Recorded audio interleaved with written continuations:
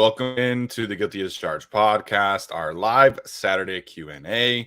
Happy to be here with my guys, Tyler and Alex, aka Lance Armstrong. I'm still laughing at that, man. I can't stop watching that clip. How are you doing today, Tyler? I'm doing very well. I have both my nuts, so I'm doing pretty well. Alex, how you doing today, man? I'm doing pretty good. Yes, as you can see by Alex's name, he has always liked Larry Roundtree. Larry was great, man. You know, he really has a fun personality. It was a great interview. Gave some really good insight into what it's like to be a rookie in the NFL. So please go check that out. That was definitely a fun interview for us. I have to say too, like his impression of Joey Bosa, like legitimately cracked me up, man. That was really funny. That was great. Please go check that out. As you can see below, we have some sponsors and have to give a shout out today to Chicky Wings and Sports. Since the Chargers do not play on Sunday, it would definitely be a very fun environment to go check them out tomorrow. Go watch some games. Nice, peaceful afternoon on Sunday. Go eat some wings. Go eat some burgers. If you use the code GUILTY at Chicky Wings and Sports, you get a 10% discount. So please go visit them and check them out and support our show as well. That being said, we do have some questions today to get to Patreon, and then we will open it up to the YouTube chat as well. And as Nicholas Buck points out, family, trust, respect, man. It's that week.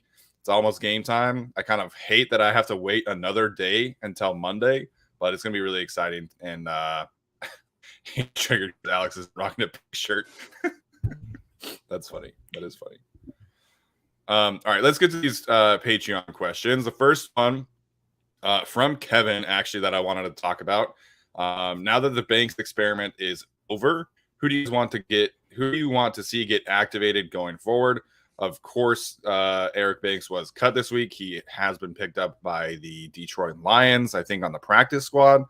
And the Chargers have signed Joe Gaziano to the active roster, which of course was a necessary move given that they activated him twice per the NFL CBA. Alex, we talked a little bit about this, or you talked a little bit about this as kind of your big storyline. So now that we know who it's going to be, what do you make of the Gaziano situation? Obviously, Justin Jones seems to be on track to play. So what are you making of the defensive line rotation going forward? Yeah, I mean, I'd like another one in there, whether they want that to be Fehoko or Merrill. I don't think they're going to do that for now because they want to kind of stash guys on the practice squad. And they already had to sign Gaziano to the active roster and used up all his practice squad weeks. So I'm just happy Justin Jones is back. And I unfortunately just think watching him, Eric Banks was just not very good production. I just thought he was kind of giving the Chargers a total zero in both the pass rush and the run games.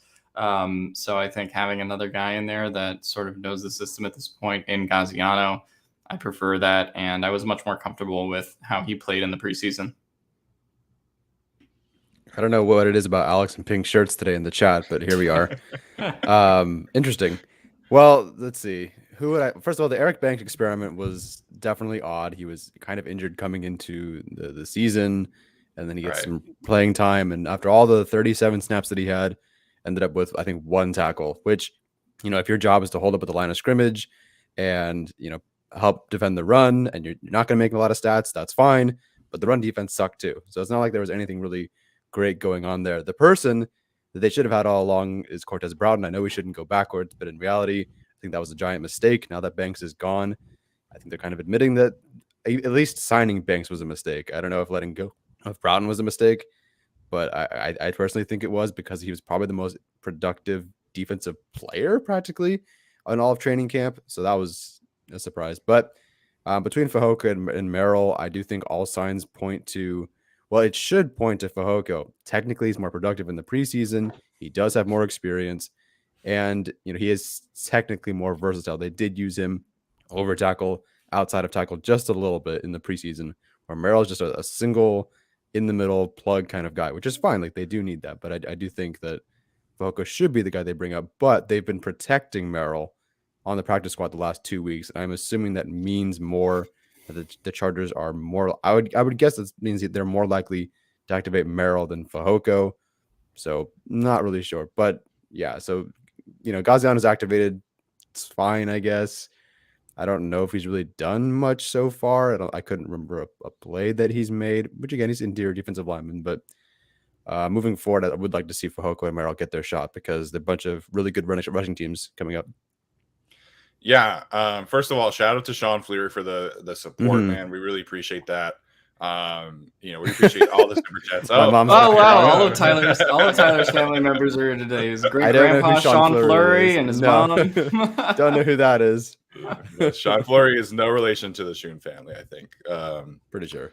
So yeah, I think it's the whole defensive line situation has been a little odd. Like Tyler was saying, we're not really to the point of like criticizing Staley's communication.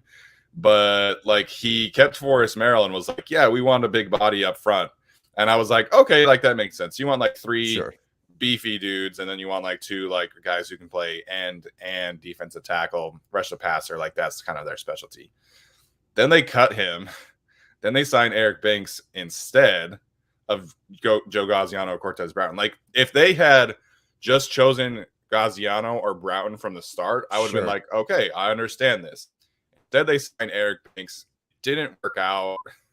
Like it got to the point where I was just like, I don't even want to see this guy. Like keep 4 on that roster for all I care. It was really bad. And so now that we understand the message is that they want 3 players who can play defensive end and defensive tackle. That means they want somebody who can be a 3 tech, a 4 tech, and a 5 tech. And then they want 2 players who can be a 1 tech and a 3 tech, which is nose tackle and defensive tackle. So now that we know the message, I get it. Like it makes sense that you keep Gaziano, you activate him. He's been okay. He's flashed some signs, right? He hasn't played a whole lot. So now he's essentially taking on Eric Banks' snaps, which is an upgrade. And then you get Justin Jones to kind of to take Gaziano snaps and eat into Covington snaps and Jerry Tillery snaps. So this is my way of saying, like, I think the run defense is going to be a little better, and it could be that much better if Drew Tranquil is playing that much more. But the messaging has just been weird for the defensive line. And I almost would want them to see them get like the 3 beefy dudes and like let them activate Forrest Merrill, Braden Fahoko, and just kind of, eat up blocks with him, with one of those 2, Joseph and Covington, like Tyler mentioned, especially against like the Browns and Baltimore. So it's just been weird, but happy for Joe Gaziano. I think he's serviceable as a 5th interior defensive lineman. Probably should have been chosen all along. I think all of us would have understood that choice as opposed to choosing Forrest Merrill, cutting Forrest Merrill, signing Eric Banks, cutting Eric Banks after 3 weeks. So it's just been a little weird. I'm curious how long the discussion will go because, again, I'm not here to question this coaching staff all that much, but the idea of holding on to your guys and maybe being too faithful to your guys, that was very much a Lynn era sort of thing. And I'm just curious. I hope that this is not a problem moving forward. I'm not going to say that, like, I get why they'd go for Banks. He knows the guy. They know how to work with them. They did the same thing with Trey Marshall. I just hope that's not to their detriment moving forward, where you find out 3 games in that your loyalty to a certain player, didn't really work out. And I don't know if it's cost them because it's only 37 snaps, but it hasn't made them better. So hopefully that's not a huge problem moving forward. Yeah, hopefully it's not a huge problem, but should have kept Broughton. Or just like any of the guys that were playing well. Like the signing of Eric Banks was just weird from the beginning. Next question is kind of an extension of the defensive tackle situation. So everybody's very curious about that, which I totally understand. This one comes from Trevor Black. He wants to know, what will Jerry Tillery's snap count be now that Justin Jones is presumably back? So Tyler, what do you make of Justin Jones and Jerry Tillery and how that dynamic is going to be going forward? I don't really think it's going to change a whole lot. I mean, Justin Jones will obviously get more snaps than he played week 1, but Jerry Tillery played 76% of the snaps week 1, 85 week 2, 67 week 3. It's going to hover right around there. I don't think that's going to change. There's no other guy. Like maybe in the future you want to upgrade over Jerry Tillery, but there's no one really right now that's an upgrade over Jerry Tillery. So he's going to get his snaps. I don't think anything's going to change. Yeah, I don't think much is going to change either. It's also matchup dependent, right? Like I think you might play Jerry Tillery slightly less against a team like Baltimore, against a team like Cleveland in the upcoming weeks, and maybe play Justin Jones a little bit more. But I don't see that really being the case with the Raiders, given that their offensive line is what it is. Yeah, so for me, that's just I don't think that's a huge concern. I think Tillery will go down a little bit if I had to technically predict, just working off that 76 number, but not by much at all. Yeah, I think it'll go down somewhat. Justin Jones played 16 snaps, which was, he was very productive in those 16 snaps in the first half against Washington. And Jerry Tillery has played 53 snaps, and then their first week was 42 snaps. So I think we'll see Tillery kind of come back to around the 42, 40 mark, 45. Justin Jones potentially getting up 30, 35. So we'll see. They had Tillery play the run. Granted, the Cowboys did kind of adjust their game plan, but they had Tillery against the run on 26 snaps against the Cowboys, which I think that is where you see the reduction, right? Like he's been at 28 pass rush snaps, 27, and then 38 this past week. So I think we'll see them transition Jerry Tillery into more of a pass rushing role now that Justin Jones is back, but it's not going to be like he's only going to do that. So like I said, I think we'll see Tillery around 40, 45, Justin Jones around 30, 35. Same with Linval Joseph and Christian Covington too. Never want to see Jerry Tillery have 20 rush snaps ever again. 26. Yeah, never that many. Really, yeah, that was not fun. All right, last Patreon question here from Luke Wajinka. So after we take this question from Luke, we will go through the chat. If you want to make sure that your question gets answered, please use the super chat feature. Otherwise, we'll kind of just shout stuff out as we go. Luke wants to know if the Chargers have a chance of winning the Super Bowl in 2023 or 2024. We have kind of said that, next year is kind of the push your chips in season for the Chargers. So that would be 2022. What do you guys make of the Chargers Super Bowl chances in the next 3 years? Obviously, a lot can change. But today, how are you feeling about them in the future?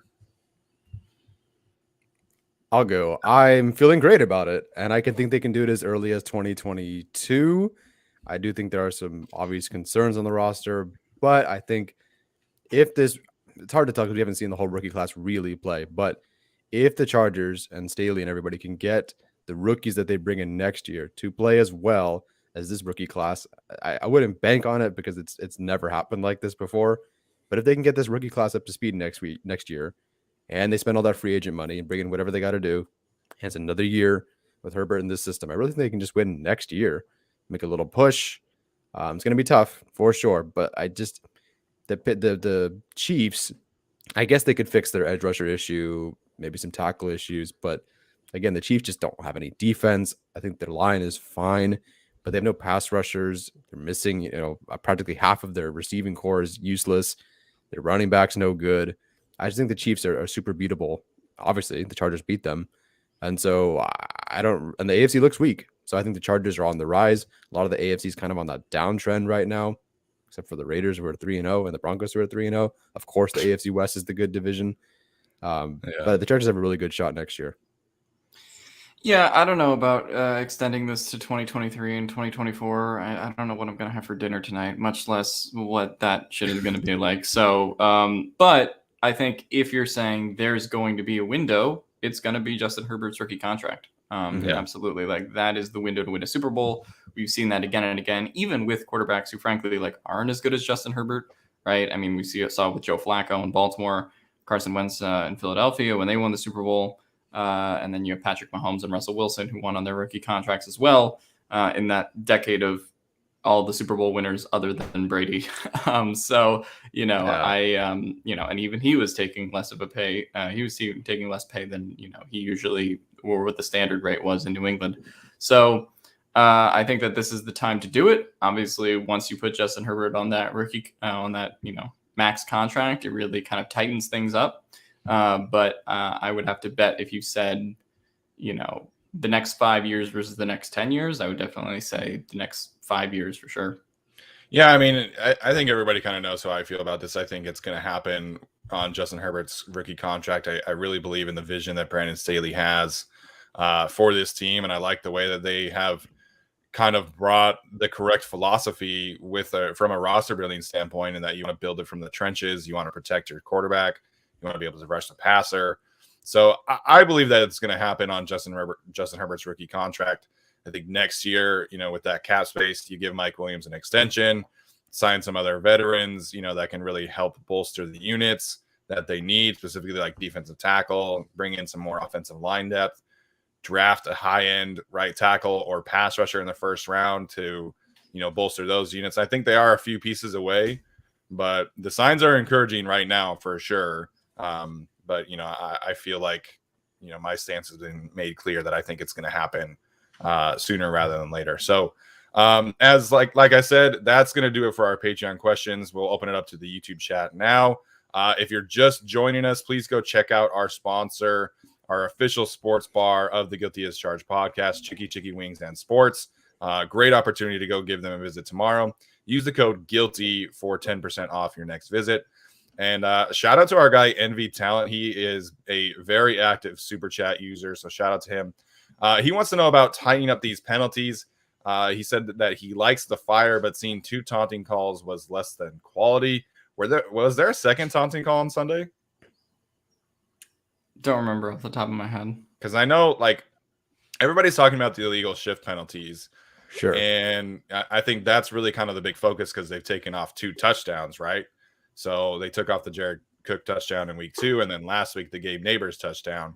So I think that's kind of the bigger issue right now is just this, they have not really done a great job of tuning things up. And somebody, I think it was Keenan Allen yesterday pointed out that one of the issues with the illegal shift that took off the 4th down conversion that he had was that Jalen Guyton was kind of taking his time back from the end zone after he dropped that pass, which, that's a different story. I don't want to go down that rabbit hole.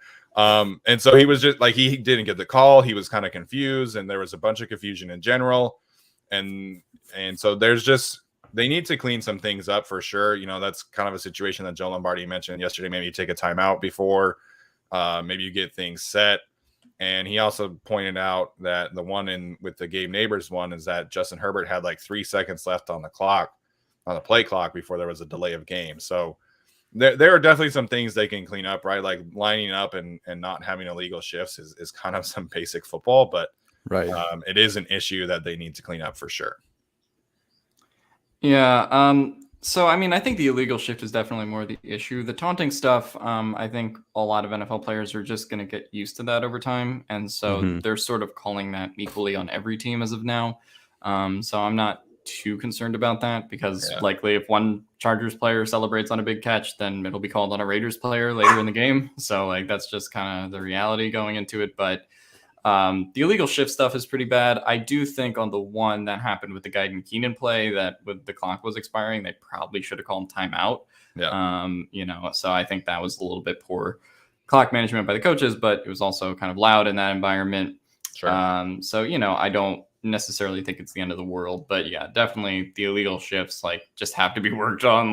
There's no excuse to not have your feet set. And I would imagine there's no other team in the NFL that has gotten 2 touchdowns taken away by illegal shift penalties. So, and without illegal shift penalties, this team might very well be 3-0. So it's only shooting yourself in the foot. So to me, I think that's the thing more than anything else, like Steven said, that needs to be fixed. Yeah, 2 weeks in a row, I look at someone next to me and go, hey, look, they're at the goal line. They're going to score. And then they end up going 5 yards backwards. And then some play goes backwards and a sack call and then a false start by Pickens. It's just need to shut up. I don't understand how okay, it's ticky-tacky, sure. But how do you let that happen? And then twice. And then a third time. The one, the Guyton one, I sort of get they should have called timeout. But how do you, within the 3 yards of the goal line with Jared Cook motioning, how do you mess that up again? I don't understand how that was not fixed. I don't think it's really on the coaches. No. You should kind of know how to get to the line, get set up, maybe Herbert should kind of ease up a little bit, but yeah, they need to fix those penalties for sure. Alex, how does it feel to watch the two teams with the most penalties in the NFL? The Eagles and the Chargers are 1 and 2. How's Oh, that gosh. watching every week? It's really fun. I gotta say, really disciplined football from everything, and that's what I really like watching. Yeah, I have to say, I think this issue is on the players. Like the coaches will obviously like tell them what to do, but this is basic like high school football stuff. Like you got to know when to line up, you got to know when to get back into the play on time or call for a sub, right? Like Jalen Guyton could have been running back and be like, hey, like someone get someone out here for me.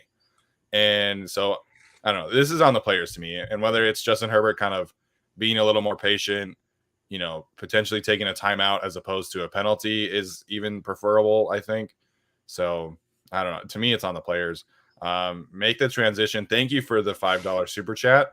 My wife thinks Justin Herbert is very cute as well. Yeah.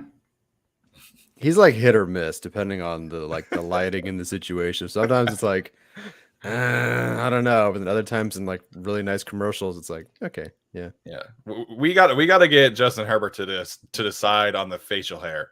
Either you're clean shaven or you grow the whole thing out, because this little like tiny mustache and chin hair thing, it doesn't work for you, my guy. Like you got to do it all or do none of it. This came from Jordan. He asked, does it worry you that Keenan thinks it's going to be 50-50 Charger Raider fans? It's going to be worse, and I really hope they're prepared for that. I mean, I feel like that's probably what he's supposed to say. He's wrong, but like, what is Keenan going to say? Yeah, I expect it to be all Raiders fans. Like, I don't know. I think, he's kind of going forward for this season, kind of expecting what it was from the Cowboys game, which I feel like it was pretty close to 50-50. Mm-hmm. And based on Twitter, it's going to be about 70-30. Like, as much as we hate to say it, of course, not every Chargers fan is on Twitter. But yeah, this is what Keenan is supposed to say. Like, this is like the bare minimum of what he's supposed to say in terms of fan attendance. If you listen to the mic'd ups and everything, Derwin James and everyone's like, yeah, we got a lot of fans here. So, I mean, not to toot our own horns, but, the Chargers fans that were there at that game were pretty loud. So maybe, honestly, Keenan Allen, listening to it, thought it felt pretty 50-50. But no, it's going to be, I don't want to say a disaster, but it's not going to be very fun. It's always been this way with the Raiders, so it's not like anything new. It was like this in San Diego. I cannot wait for all the pictures and the videos from media, like, oh, Los Angeles this. It was like that in San Diego 11 years ago when I first went. Nothing's changed. But Chargers fans, if you're going to the game, don't be the guy that gets caught with the hands down, getting punched in the face, all right? If you're going to try to get in a fight, put your hands up, okay? Or just be safe and be smart. Yeah, you guys if you guys do get into fights with Raiders fans, I think you got to win. Otherwise, we're just going to scorn you. Like that Rams fan who was wearing the Aaron Donald jersey who just got like his ass beat preseason game versus the Chargers. So you just can't put yourself out there like that. But my opinion on the crowd stuff, this is what it's going to be when the Cowboys and the Raiders and Steelers later in the year come to town. And the Chargers have always viewed this as a long-term experiment. And I think it's ultimately encouraging that, when it came to Dallas, it was maybe 60-40 Cowboys fans. Like, at StubHub, that game would have been 90-10 Cowboys fans. Like, I guarantee it. We saw it with the Vikings. We saw it with everything else. So I think the development that the Chargers have had in the last 2 years, in addition to the fact that the stadium isn't a shithole, I think that helped. So I think the Chargers are going in the right direction. But to be truthful, they've always viewed this as a long-term project, and I think that Chargers fans, it's not realistic, or it's not what they want to hear, but it's something that's going to develop throughout the season, right? Like, to me, the goal should not be, having more fans than the Raiders and having more fans than the Steelers in the stands this year. It should be, hey, the Giants are coming to town. That's something where we can take over the stadium and beat them, right? Yeah. The Broncos come later to town. I think that if the Chargers are on a win streak, that the Broncos fan base isn't quite as dedicated and well-traveled as the Raiders, they could probably do that too. The Vikings, etc. Right? So to me, that's what the expectation should be for this whole thing. And I think that the Cowboys game was encouraging as far as fans are concerned. As far as the noise and everything, yeah, like it's going to be annoying. And I'm sure there's going to be a Phillip Rivers like play where Justin Herbert won't be able to hear his headset and has to call timeout. Like that's just what the Raiders games are. But for me, like, and this is what I wrote about in the offseason when it came to like the fan attendance, and they were like, hey, we sold 46,000 season tickets. It doesn't mean all those 46,000 people are Chargers fans. Like, let's be real. So, I think this has always been a long developing project. And I think that if you come through with that opinion and sort of that mindset, then I don't think the fan stuff should annoy you as much. Yeah, I don't think it should. This game, particularly against the Raiders, like for whatever reason, there are more Chargers fans who sell their tickets to this game than normal. I don't know, what the case is, whether that's, the stereotypes of like the fighting and how annoying Raiders fans are. But it is what it is. I think Tyler is right that this has been a problem, not just in LA, but it's been a problem in San Diego too. And even Derek Carr said that like even when they were in Qualcomm, we felt like it was another home game. So the Raider game, I feel like if at some point we're able to get that game to like 50-50 attendance, great. I'm not super worried about this game, like Alex said. The rest of the other games, I think, are opportunities for us to really, get together and make an impact. Like next week against the Browns better be at least 80% Chargers fans. I'm telling you that right now because I don't expect Browns fans to be traveling to LA. So next week, Giants games, Broncos games, like Alex is saying, like the rest of the season, we can have a great fan attendance. And that's really where, like the no fans narrative will start dying down. And the NFL definitely did not do us any favors by giving us the first two home games against the Cowboys and Raiders. So I'm not expecting a great turnout tomorrow, but I am expecting great turnouts from here on out. Like I think Chargers win this game on Monday Night Football. You keep this momentum going, keep winning. And, against teams like the Browns, the Vikings, the Giants, you really have Chargers fans showing out. And I think that's really where we'll start to see some even, greater momentum when it comes to fan attendance. My only requirement for this season, as far as fan attendance is concerned, is that when the Steelers come here, we beat their ass and we don't hear that Renegade song in that stadium. I will not sit through that. The city of Pittsburgh sucks. Thank you. There we go.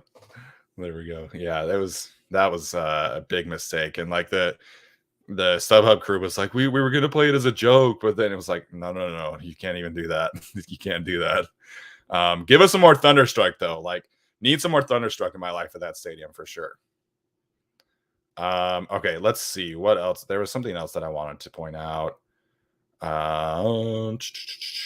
Okay, so somebody asked about Gus Bradley. Jarrett Holby, do you think Gus Bradley being on the Raiders this season is a factor in this game, or does it not matter since Staley runs a different defense? I think you're meaning specifically that the Chargers run a different offense. And Joe Lombardi talked about this. Joe Lombardi talked about this yesterday. They are like Lombardi said that they are preparing for some different wrinkles, but this is Gus Bradley that we're talking about. Like he doesn't make adjustments. They might throw like one or two different blitzes out there that the Chargers haven't seen, but I don't think it's going to be very much of an impact at all for the Raiders. I think it's an impact for the Chargers because Keenan Allen, Mike Williams, Austin Eckler, all these guys know how to really get the best of this system, where all the weak spots are. And, I think that they can kind of give Lombardi some, greater ideas of how to get Jalen Guyton, specifically lined up on crosser routes, deep over routes against linebackers. Like those are things that will impact this game more so than like Gus Bradley knowing the Chargers, in my opinion. Yeah, I mean, if anything has an impact on this game, it's them signing a bunch of Chargers players. It's maybe Ron Miles, I guess, because he's over there. Gus Bradley, he's going to call the plays, and if those plays work, I suppose, yes, he has an impact and is a factor in the game. But the only adjustments he'll make is which linebacker do we want on Jalen Guyton this time. So, like, I don't expect much to change. I expect them to be. I just expect, even if the Raiders have some sort of lead in the fourth quarter, I will sit there relaxed knowing that they will give up that touchdown to lose the game. Yeah, I think this would be a bigger concern for me if like Anthony Lynn was still here and like the general concepts that he wanted were still Right. in place, even if it was a defensive coordinator. You know, if they swapped out Gus Bradley for Dan Quinn this year or something like that and just kind of ran the defense back, like that would be a little bit concerning. But you know, I don't think Gus Bradley exactly has an edge. And to be honest, like if we're talking about the majority of, you know, Gus's tenure, like it was just, you know, a lot of the Chargers players who aren't here anymore. Like there has been significant turnover when it comes to like Phillip Rivers and Melvin Gordon and all those guys and not being involved in the offense anymore, and the offensive line being completely different, the defense practically being completely different as well. So I don't really think Gus Bradley like gives you an edge over the Chargers, in my opinion. Yeah, like Joe Lombardi said yesterday that defense and Gus Bradley in particular, he doesn't want to out trick you. He doesn't want to do new things and change things up. He just wants to out execute you.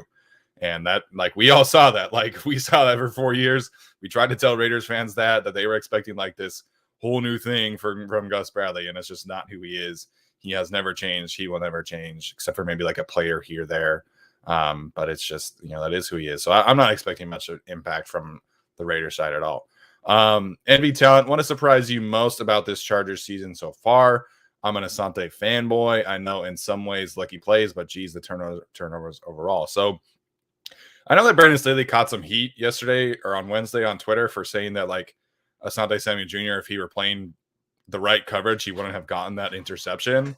But I don't necessarily think I don't think Staley was throwing shade at all. I think he was just being honest. Like Asante Samuel Jr. was kind of in no man's land. He made a great play on the ball, right? Like that we can say for sure. But if he were playing tight coverage, he's not in position to make that. So, take that for what it is. Asante Samuel will learn from that. And he's been playing great. I think for me, like the obvious choice of what has surprised me is Mike Williams. Like, Yeah. I figured that he would have a bigger role. I didn't think that he would be leading this team in targets, catches, touchdown, maybe touchdowns, yes, but I did not think he'd be leading this team in targets for sure through 3 weeks. And now here I am advocating for a Mike Williams extension, like give him whatever he wants. So to me, Mike Williams is the biggest surprise of the season so far.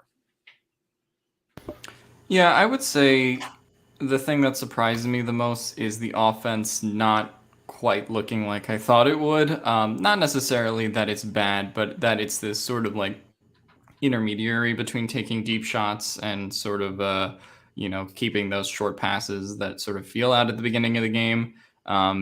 For an offense that was like, hey, we're going to throw that down the field and, do all that. I don't really feel like it's been that to this point. Obviously, they've gotten more deep attempts and obviously yards after catch. But I would say the offense has looked a lot different than I thought it would. And Mike Williams is one of the main examples of that. Did not expect him to actually turn into Michael Thomas and learn how to run a slant. That's very impressive. And so, yeah, I mean, like Steven said, if he keeps this level of play up, then he's going to get that contract extension. Yeah, the way they've been using him is wonderful, and I hope they're going to do it next week, this week, moving forward, and it's working. And until someone figures out how to stop it, or as a corner who can match him physically, they're just going to keep doing it. As far as surprises, then, yeah, Mike Williams is the obvious one. I'll go with two. One being that I honestly, even though I liked Rashawn Slater, I'm still surprised that he's this good. Yeah. I'm used to pretty much the rookie thing. You have a rookie. You play a bunch of NFL pass rushers, there's going to be a learning curve. Well, the curve was just like, okay, figured it out. And that was it. Like it was over. He's like a Pro Bowl tackle all of a sudden. Like I'm just not used to seeing that, and certainly not from the offensive line. The other surprise, considering how much we've heard about this player, like this scheme is going to fit me. It lets me do what I want to do. Last year, wasn't really able to do that. So like, okay, here we go. Here goes this guy they drafted really high. And then Kenneth Murray is now getting, outproduced and is probably going to lose snaps to Drew Tranquill. He might be third in the linebackers in terms of snaps. That's definitely a surprise.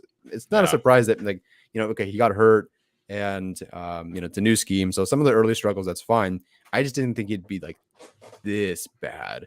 I didn't expect it to be this bad. And again, it's early.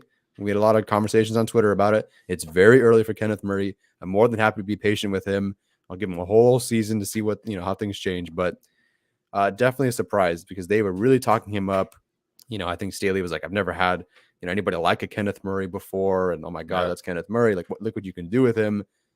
And then nothing's really come of it so far. So hopefully that changes. He's a great piece when they can develop him, if they can develop him. But for right now, it's rough. It is rough, and I think that is, probably one of the bigger surprises as well, at least in, a negative sense for sure. Because it's like people were trying to say like, oh, he started the season slow last year, like there were some mental issues last year. And it's like, yeah, well, he was a rookie, like, and then he makes that progress at the end of the season, and so you're expecting him to have that second year leap, that sophomore leap. And the mental issues this year are different because last year he was being aggressive. He was just going to the wrong places. This year, he is stuck in the mud for whatever reason and letting blockers come to him.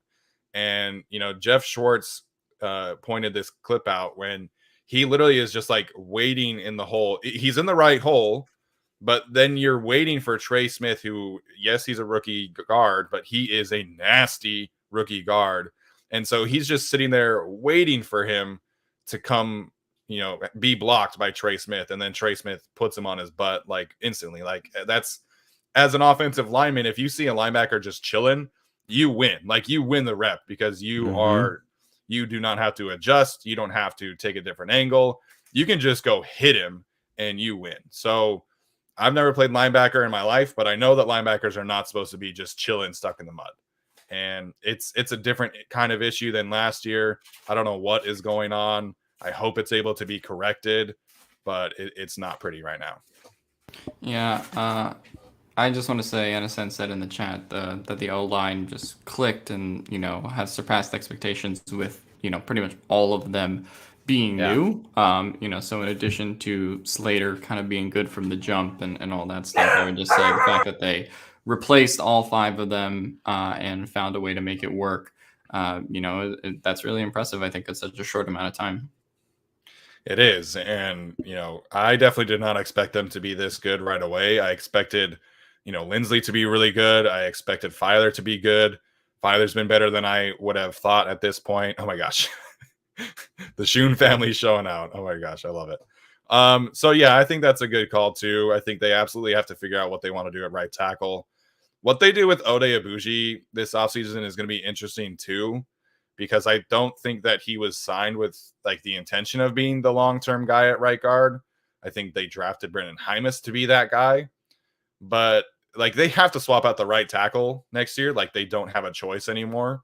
So it's just going to be interesting because I want to see Brendan Hymas next year, but I also don't want to see them switching out the entire right side again next year. So that's going to be interesting. Ode has been solid. He's been what we expected.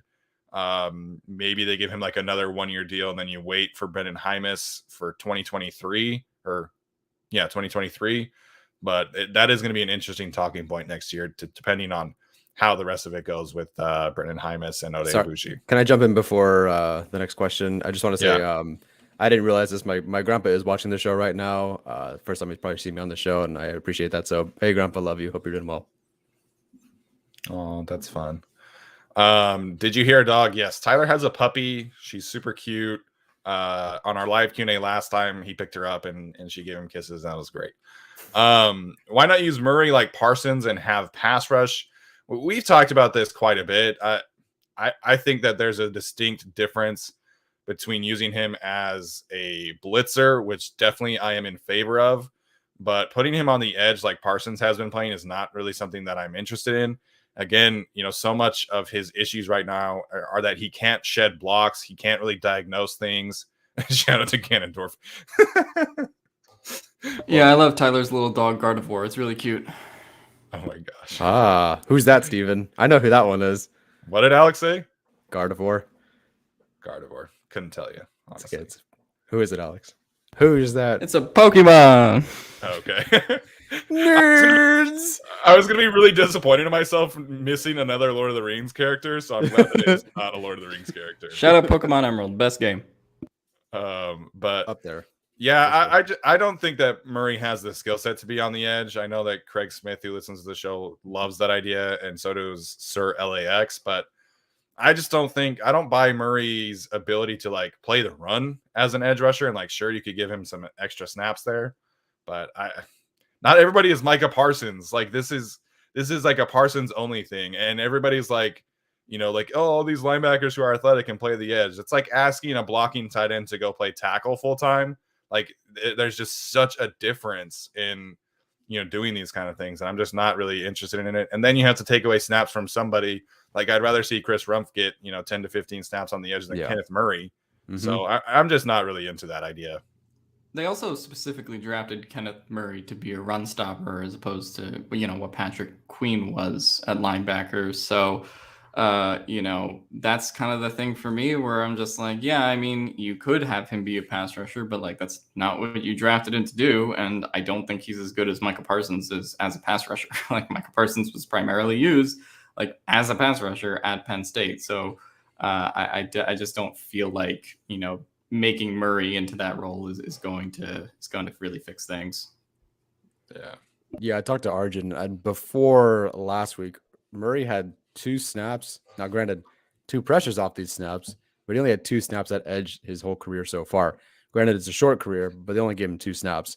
I don't know how many he's had this season, but I mean, obviously not that much. I don't think he's rushed from the edge that I can remember, certainly standing over center.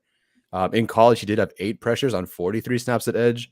So there's some precedent for it. But again, like I think it comes right down to what Steven was talking about. Why take Rumpf off the field? Why take Fackrell off the field? Like let your edge rusher be the edge rusher. I'd rather Murray can attack the passer. That's completely fine with me. I just don't think why take him off the edge? Like he's not an edge rusher. Let him blitz, let him rush the passer, but not not at the expense of taking Rumpf or Fackrell or Nwosu off the field. Yeah, that's the thing for me. Let him blitz more often, sure.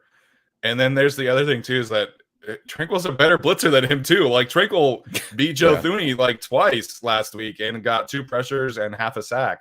Shout out to Lance Armstrong. So I don't know. It's just a weird spot. Obviously, we're very hopeful that he's able to turn it around and come back to being the player that we all think he is. But it's going to be a while, I think. Like he's got to work through some issues. This is an interesting question from our guy Brett.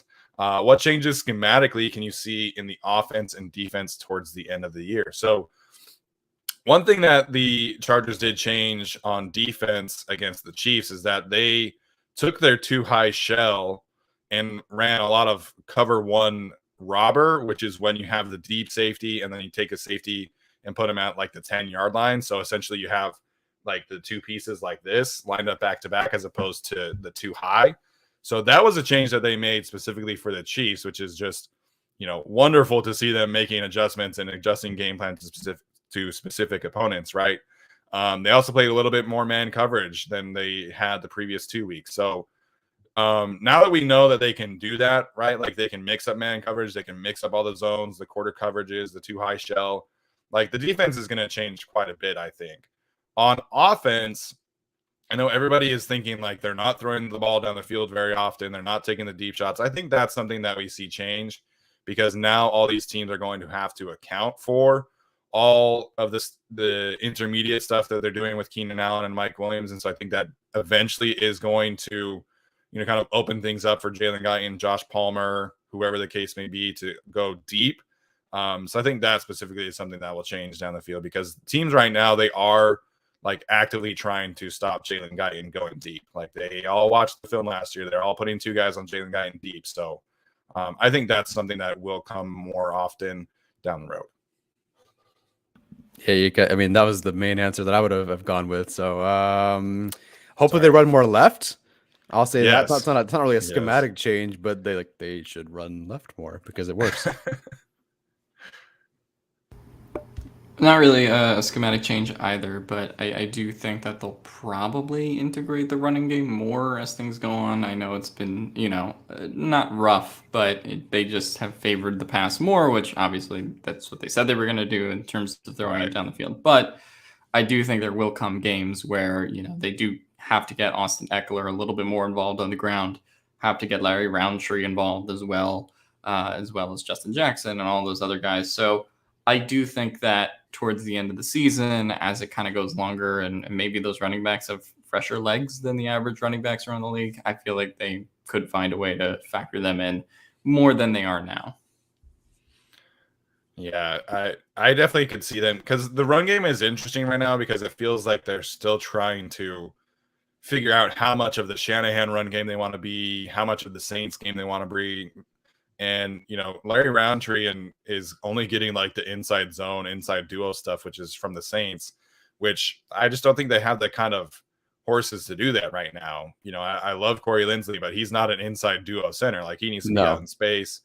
And so I would love to see them kind of figure out and pick one. Like I would love to see them do a little bit more, RPO, motion, outside zone rushing attack at this point, because it seems like those are the ones that are working. And like Tyler said, specifically go to the left side, because even if the defense knows you're going to run left, like you have these horses, Rashawn Slater, Matt Filer, who are just putting in work right now. So run left more, figure out which kind of rushing attack you want to be. And I think the offense is going to be fine. The offense is fine right now. Like they're moving the ball at will, and they seem to solve their red zone issues last week. So I think the offense is going to be fine. Defense will be a little more versatile and multiple as the year goes along. The Armstrong joke, Alexandre, you got to go watch our preview because it truly was like one of the funnier moments in the podcast history. The clip is on Twitter and Instagram as well.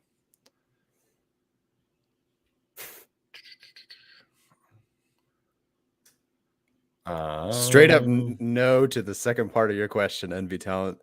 No, do not trade Keenan Allen. Do I see Keenan being traded to make room? Probably not. I mean, his contract's also not very expensive. It's like $20 million a year. I mean, on paper that's a lot, but like for top receiver money, that's like not as much as it's gonna be towards the end of that contract anyway. So like I really don't think that's that big of a concern. As far as Herbert's contract looking anything like Mahomes, I don't think he's going to get like a 10-year deal or a 12-year deal, whatever Mahomes got, unless he wins MVP in a Super Bowl, which would be also on his rookie contract. But I feel like the standard for rookie contract extensions has always been 4 or 5 year deals, much like what Dak Prescott got this offseason. So I think that's kind of what Patrick or what Justin will be in line to get when his time comes. So, whatever. I mean, it's whatever the salary cap is at the point. Like if you made me predict, like, yeah, maybe it'll be a $50 million per year contract, whatever breaks the record. Like there's not really an exact science behind this as to how much he'll get paid. It's just whoever's up next at the time, right? We just saw Josh Allen get that Gigantamax deal. Lamar is going to get it. Baker's going to get it. And it's just a matter of who's up next. So that's going to be the case with Herbert in a few years. Yeah, I think the make room for Herbert's contract extension comes from the defensive side of the ball, because they're very clear that they want to build around Justin Herbert, so they're not going to take his best targets away to give him his contract. Like to me, the difference comes in like you don't give Nasir Adderley a big extension, or you don't give Kenneth Murray an extension. Like that's where it comes. Yeah, because you're like I'm pretty sure that Keenan's last year of his contract will be Justin Herbert's first year of the extension. Is that right? So they're both free. Well, if he does the 5th year option, obviously, which they will, they're both free agents technically in 2025. So the 5th year option for Herbert is the last year of Keenan's extension. Yes. I mean, they pretty much timed that out with the Bosa deal too. I mean, by the time that he's, not that I want to say this, but by the time that he's sort of out of his prime, like that is kind of when it's time to pay Justin Herbert, like in terms of how it lines up. So, that you sort of save, I'm not saying they're going to get rid of Joey Bosa, but I would expect Joey Bosa to make probably less than he's making right now, unless he is still 5 years from now, just a monster with his head on fire, which I'd love to see, but I don't see that kind of as an edge in his 30s, Yeah, and that's different with Keenan Allen, right? Because Keenan Allen's his game is not based off of elite athleticism. So Keenan's going to be around. Like I can't imagine, in 5 years from now, they're like, okay, Keenan Allen, like you can go away now. Like he's going to get re-signed again, I think, because he's just so good at what he does. He's got a great relationship with Justin Herbert. Again, this is all like hearsay because we have no idea what's going to happen in 3 years from now. So, but the offensive side of the ball is going to be the priority. Once Herbert does get his extension, that's just kind of how the league is working right now. So the making room will come on the defensive side of the ball. I wanted to mention this question. First of all, NSN, Brandon Staley does call the plays on defense. It's not Ronaldo Hill. Brandon Staley calls the plays. Just wanted to shout that one out. The question I wanted to talk about, though, will we leave Michael Davis one-on-one with Waller? Because that matchup did not work out last season. I don't want to see Waller singled at all. I don't want to see Darren Waller singled at all. But it does kind of seem like this is the plan for Michael Davis, because it happened a lot last week with Travis Kelce. And what Brandon Staley was saying this week is that when you have the tight end motion out wide, you want to be able to do is kind of leave the corners where they are. And that happened to be that Michael Davis was out there. So it was by design. It was also kind of, the Chiefs going out of their way to make that happen. I think multiple players will have shots with Darren Waller this week, just like there were with Travis Kelce. But I think Davis will be okay. Like he's going to give up some plays against Darren Waller. Darren Waller is really freaking good. But I think Michael Davis is going to be okay this week. Yeah, I'm not terribly concerned about it. And for what it's worth, I thought Michael Davis did an okay job on the reps that he had to play Travis Kelce on. I think he forced a few incompletions. But, Derwin James is going to be on Darren Waller. All those guys are going to be on Darren Waller. I don't think he's going to be double teamed every snap, because I don't think that's really how the Staley defense operates, especially when you look at the Chiefs last week. Like, they weren't double covering Travis Kelce every play, partially because you can't afford to do that against the Chiefs because of Tyreek Hill. But, Henry Ruggs has been pretty good this year. I'm not saying he's Tyreek Hill, but okay, if you double cover him and then suddenly what are you going to do with Ruggs, right? You can't, Michael Davis is kind of primarily there for that in a lot of ways. So for me, I think it's just, I don't think you're going to double or triple cover Darren Waller every play. You'll just have to live with whatever the specific play design is. And sometimes that'll be Michael Davis. Sometimes that'll be Derwin James. Sometimes that'll be both, or, I don't know much out there. Just good luck to Davis. Really, the only one that struggled against Travis Kelce in a way that I was like, oh, I don't want to see that again, was Mark Webb. And granted, he probably didn't expect to be in that situation, but as soon as Mark Webb came in, it was like, okay, here are two Travis Kelce 20-yard catches. It was right away. So that's that. Don't really blame him, but that was not very fun. Shout out to SB559. I'm assuming the 559 is the Fresno area code, if that's true. Happy birthday regardless. I would not have guessed that. But hello from your Clovis neighbor. As Kevin Kernick points out, you can play man against the Raiders, you can play quarters, cover 6, cover 1. The Staley defense has so many different options that I'm not super worried. And the biggest thing that we saw last week is that they did a fantastic job of limiting the big plays. And that's weirdly how the Raiders have kind of made their heyday this season. So I'm generally not worried about this game on the defensive side of the ball. It's going to be a fun matchup to watch, but I think Staley's defense is going to be fine. Yeah, and I think Darren Waller, not that I want him to have 80 to 100 yards or something and really go off this game, but what I prefer, the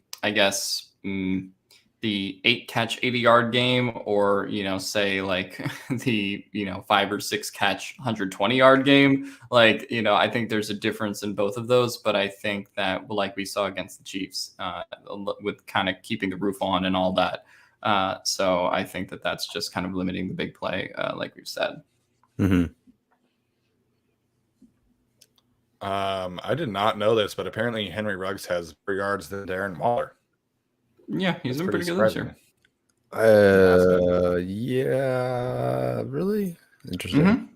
I feel like those are on what though? 12. It's got to be close though, because Darren Waller had 37 catches against the Ravens in week 1. I will look this up. I will also look this up. We're all going to look this up. Yeah, so Ruggs is 11 catches, Waller has 20. So yeah, more yards for sure, but I guess it's kind of the nature of what he can do. You can get it all. It's 13 more yards.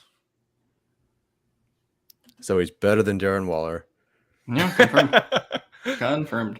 They're all pretty equal, though. You've got 237 yards from Ruggs, 224 from Waller, 210 from Edwards, and 204 from Renfro. So they're all pretty even right now, which is interesting. I'm surprised at the lack of Foster Moreau Foster Moreau only has 3 catches for 42 yards. He was somebody that was getting a ton of preseason hype. So that one's a little surprising. But yeah. We also have to realize, somebody pointed this out, the Raiders have played 2 overtime games.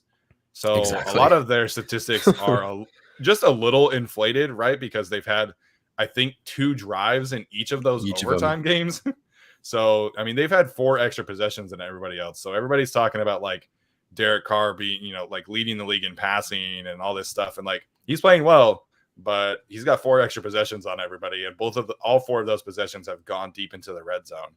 So I think there's a little bit of inflation all around on this Raiders team right now. I really don't want a Monday Night Football overtime game. There's only so long I want to sit there and like, No. oh, geez, get another hot dog. Like, oh, this is disgusting. I got to stay awake. You got to get the chicken tenders and tots, man. The chicken tenders and tots were good. Sounds good. I don't know. It's just bad overall, man. How is a $1 billion stadium, $2 billion, whatever dollar stadium? That's the best they could do. Ugh. I know. Everybody has been complaining about the food. Like, that's the one thing about SoFi is food is not great. But if you're going to the tailgate, apparently the Die Hard Bullet Club has some awesome food options. So go check them out. I don't know if they'll let me in with my dad. I don't know how that works. Have you tried the burger sub at SoFi? No, I would literally rather eat shit. Like that. Yeah. There's not even like the best picture they could take of that looks awful. Like there's not even a good picture they could take of that thing. Yeah, I would rather eat the horse shit that the Eagles fan ate after they won the Super Bowl than the cheeseburger sub. Like that thing. I forgot about that. aesthetically. Oh my I missed gosh. that story. You missed it? Oh yeah. Well, that's how we do. But no, I mean, the parade like went and picked up the horse shit and like ate it. all the SoFi food. Well, this is all stadium food in general. Like, are the Falcons the one team that actually keeps it relatively cheap and they charge reasonable prices? But like other than that, it's all over bloated garbage that's probably going to give you cancer. Oh jeez. Well, good thing I'm a season ticket holder. I'm dying first. Well, the Chargers themselves will give you plenty of heart palpitations before you even have to worry about the cheeseburger. That is very much so true. Yeah, the Falcons are relatively cheap. I know that they have Chick-fil-A too in there, which is like great, but also weird because they're closed on Sundays. So, I don't understand that, but I've only been to the one game, right? I've only had like the one meal. So I had the chicken tenders and tater tots. Those are pretty good. But I know everybody is complaining about the pizza and the burger sub. If you've had the burger sub, let us know in the chat like right now what it's like, because I am curious about what that is. I'm never going to eat it because it's just like so much food. And I know that my wife wouldn't have any. And that's just, it's too much meat and cheese and bun for me. But yeah. You guys are in California too. You can't blame the Chargers for not getting good pizza because California doesn't have good pizza. Excuse you? California has been great to the pizza. California Pizza Kitchen. Garbage compared to New York and New Jersey pizza. Only good pizza in the country. Thank you. That is false. But the chicken tinga burrito wasn't too bad. That's good to know. I did see somebody eating that, and that did look pretty good. So I'll probably be eating that one next time. All right, let's get a couple more questions in here, and then we'll head out. Let you guys all go watch some college football Saturday. What's in the burger sub? It's just literally like a regular cheeseburger, you know, meat, American cheese, pickles, tomatoes, ketchup. It's just in the form of a sub, and the pictures that they have taken of it do not look good at all. Like, that's just the thing about it. Yeah, I mean, it looks like something that you would find scrapped from like a Subway board meeting. Yeah. Couple people talking about the Raiders rushing attack, worried that it's going to dominate. Have we gotten an official update about Josh Jacobs yet, or is he? I think he was a full participant. The last time I saw, I think on the 30th. I might be wrong. Okay, let me go look. You guys talk about that. I think the media team's even posting pictures of him, and he's all like smiling and posing. I think he's gonna play, and I think he's pretty much full and good to go, which is great. Really killed us last year. Chicago's better pizza than New York. I do not like Chicago deep dish pizza. I'll just say that. Well, I mean, I don't. Not that I don't like it. It's just not that great. All right, here's the thing, SB559. You've made the crucial error of assuming that Chicago pizza is in fact pizza. You eat a casserole that you tell yourself is pizza. Okay, that's a thing that you have to know. But thank you for coming to the show and being a loyal viewer. Happy birthday. You're wrong. I'm sorry. Happy birthday. You love the wrong pizza, but happy birthday. I mean, Chicago deep dish is good. I've Yeah. never been to New York or New Jersey, so I can't say, but I do like Chicago pizza. Josh Jacobs has been a limited participant the last 2 days. Apparently, John Gruden said yesterday that he's considered questionable. So we'll see. I feel like with the extra day, he's probably going to play. But yeah. Thomas Martinez with the weekly Phillip Rivers coaching update. He's 5-1. Thank you, Thomas. And facing a winless team this week. So I love that, man. I love hearing about Coach Rivers. It's fantastic. He's going to get one of those college jobs soon. He's going to be a big old SEC coach one day. Probably. Yeah, he's going to come to USC, take over the program. He doesn't want to pay those. He's done paying those California taxes. Yeah, he's too smart. This is an interesting point. Carrito Andrew points out if we limit the turnover battle, we should win this game. Apparently, there is a statistic out there that the Raiders have lost like 80% of their games when they lose the turnover battle. The Bolted one on Twitter pointed this out as of last year. I don't know how they've done this year with the turnovers, but yeah, if you force the Raiders into turnovers, like the Chargers won 4-0 last week. If that happens again, then you're getting a win. Like you're never going to lose a game when you win 4-0. I don't think it'll be that drastic, but if they could force a couple turnovers and only turn the ball over once or none, I think even then that gives the Chargers a big advantage in this one. Yeah, I mean, I think just even being even in the turnover battle and not like ceding possessions, like that's to me the most important thing. Like obviously you would love to win the turnover battle 4-0 every week, but that's not going to happen. Right. It's not going to happen next time you play the Chiefs, and it's probably not going to happen on Monday night if we're being realistic. But I would love to see a couple interceptions, a fumble here or there. I just think that that's just how it's going to go. But yeah, limiting turnovers, winning football games. I mean, you could kind of say that about any football game. Yeah. All right, let's get one more question here. Kind of end on a good one. Give us some questions. We already really talked about Storm Norton and Max Crosby quite a bit in our preview episode, so go check that out, Christian. Don't really want to talk about Tyron Johnson. I won't. Gus, I dare you to play Jonathan Abrams in coverage. Jonathan Abrams is a massive liability in coverage. All right, come on, guys. Let's get one more good question in here. One more. For the people that ask every week, yes, they are Yu-Gi-Oh cards. Oh, very nice. Did you not know that, Alex? No, I knew that, but you got the Blue Eyes White Dragon there? Yeah, I'm going to try to navigate this backwards somewhere. I can't even tell on my screen, but yes.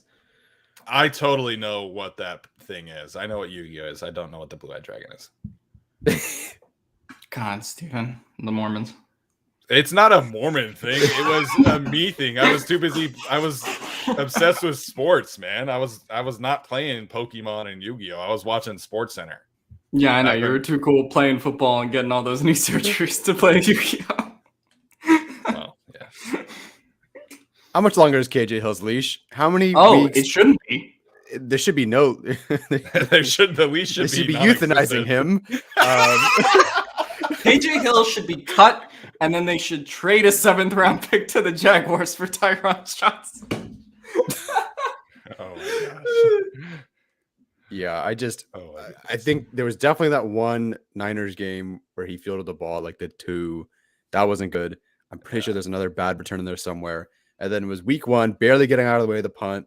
It wasn't really his fault. It went another 30 yards, but he barely got out of the way, which is a mistake.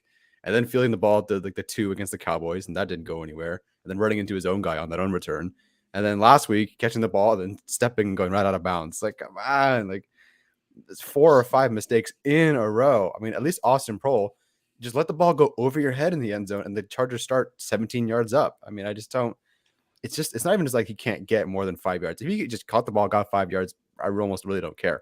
It's the mistakes that are going to cost them.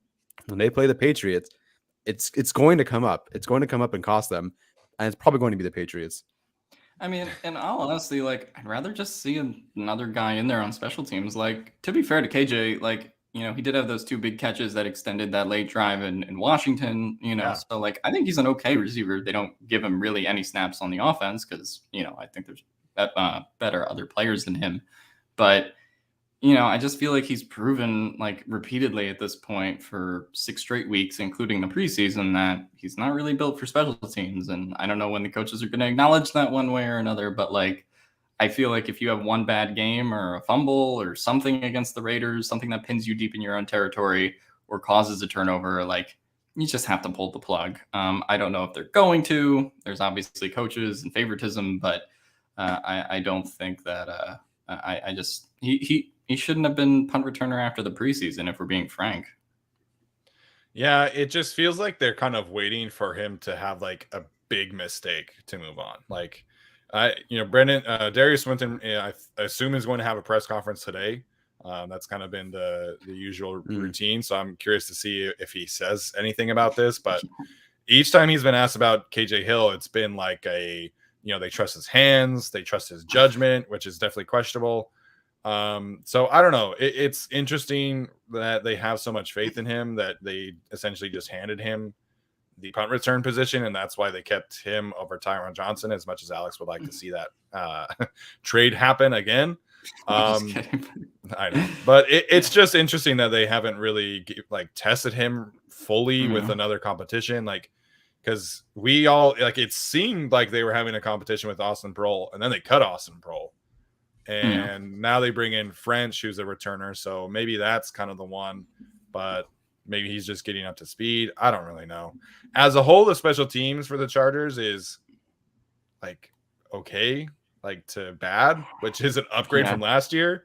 I think last time I checked, they were, 26th or 27th in special teams DVOA, which that's a massive upgrade from last year. But, there are some definite, easy ways to make it be that much better. Get a punt returner who can actually do something and give you an advantage, and B, make sure that your kicker's not missing kicks in 50-mile-per-hour winds. So I mean, to be honest, I think the special teams is honestly just as bad as it was last year at this point. The only thing being that they're not missing many critical field goals. I mean, that's really the only thing. Obviously, Vizcaino's missed 2. Has he missed 2 field goals, I think? But it hasn't come at necessarily a critical juncture in the game, like say Michael Badgley's did last year. So to me, it's kind of still the same special teams, at least until you improve punt returning and until you improve blocking.